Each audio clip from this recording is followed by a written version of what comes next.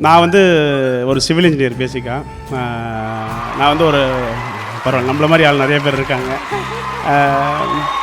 Thank you.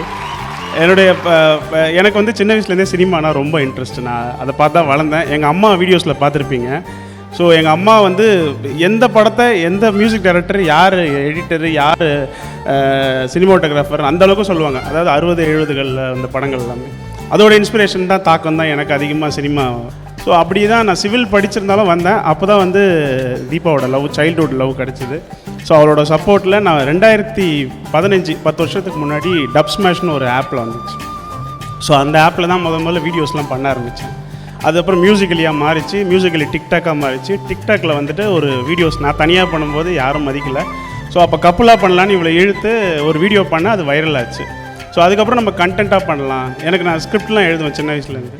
So கண்டென்ட்டாக பண்ணலான்னு சொல்லிட்டு நாங்கள் கண்டென்ட்டாக பண்ண ஆரம்பித்தோம். அது வந்து இந்த லெவலுக்கு இப்போ இந்த இடத்துக்கு வந்து கொண்டு வந்து நிறுத்தியிருக்கு. ஸோ அதுதான் வந்து இந்த மூலக்கதை வந்து